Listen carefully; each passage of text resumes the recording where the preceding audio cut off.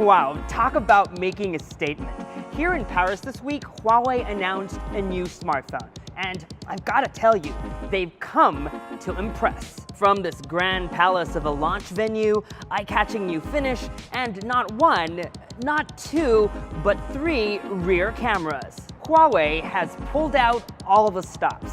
Hi, I'm Michael Josh, and you're watching Gadget Match. This is our Huawei P20 and P20 Pro hands-on. Okay, let's get straight to it. These are the Huawei P20 and P20 Pro, Huawei's new top-of-the-line smartphones. They now look more premium with glossy glass backs, with gentle curves that make them feel better in the hands. They come in a range of color options. The most eye-catching, and my favorite, is this one called Twilight Purple, which we'll show more of in our unboxing video. You'll find these phones sport the new trend of taller but narrower displays. The screen on the P20 is pretty much edge-to-edge, and yes, there's a notch up top, just enough space for an earpiece and a selfie camera.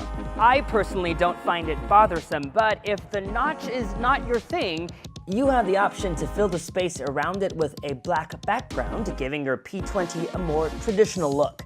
There's a bit of chin below, enough space for a fingerprint sensor. I know the positioning of the fingerprint sensor boils down to personal preference. Some like it in front, some on the back. I personally like this better, even if it ruins the all-screen illusion. The phone comes in two sizes. The P20 has a 5.8-inch display, while it's 6.1 inches on the P20 Pro. LCD versus OLED display, 4 GB versus 6 GB of memory, and splash resistance versus water resistance. The Pro model is definitely the better choice of the two.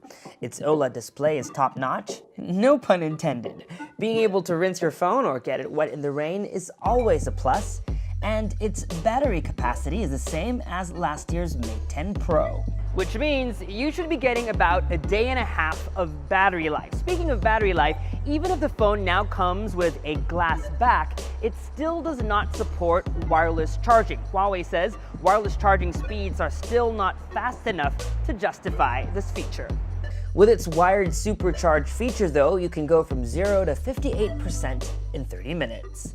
And because you folks ask all the time, there is no headphone jack on both models. Both have dual nano SIM card slots, but there is no micro SD card slot in case you want more storage.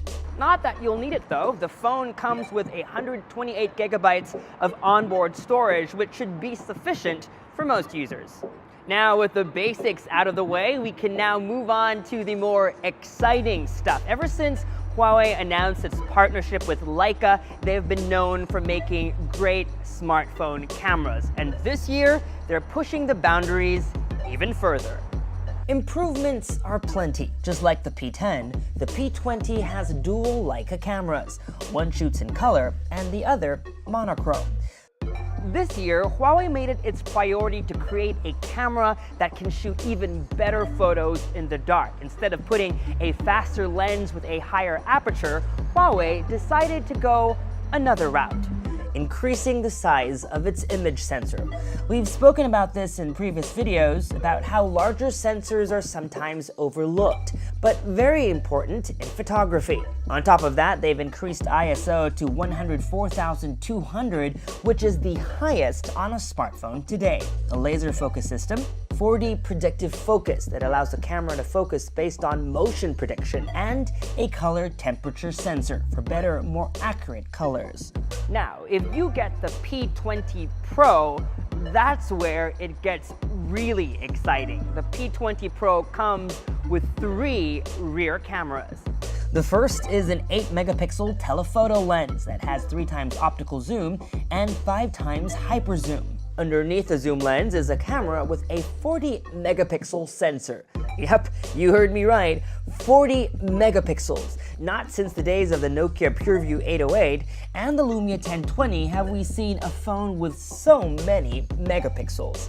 The third camera features a 20-megapixel monochrome sensor. Of course, all of this means nothing unless the phone can take amazing photos. And we're told that on launch day, DxOMark will announce that the P20 Pro has scored its highest mobile camera score ever. we're not done yet. There are still other camera features to talk about. One of them, Huawei says, solves an age-old problem in photography, taking long exposure shots without a tripod.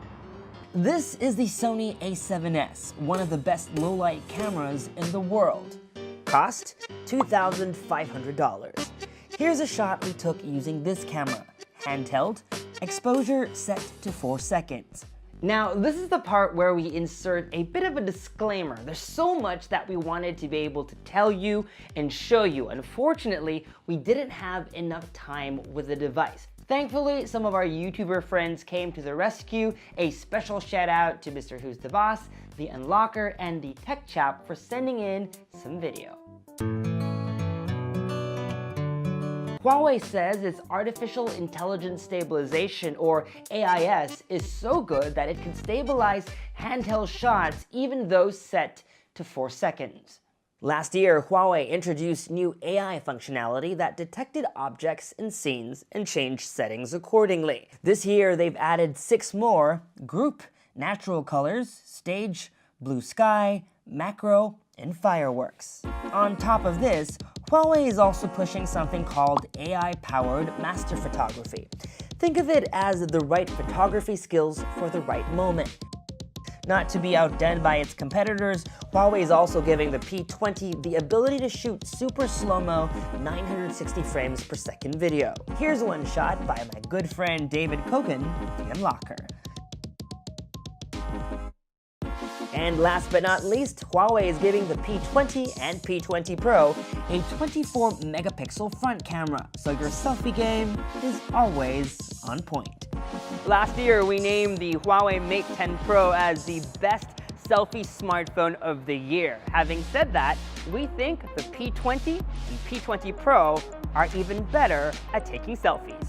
So, are the Huawei P20 and P20 Pro your gadget match? You know what I'm going to say. Wait for our review, and I promise you that is coming really soon. But I'll tell you this now, where both phones are concerned, Huawei has managed to deliver on all fronts. They both look exciting and are packed with all the right features. Barring any crazy twist, knock on wood, these phones are looking to be the phones to beat in 2018.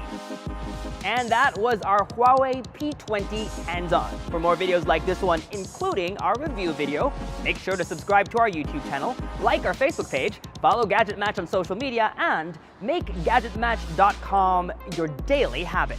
Until the next video, from here in front of the Grand Palais in Paris, I'm Michael Josh. Thanks for dropping by.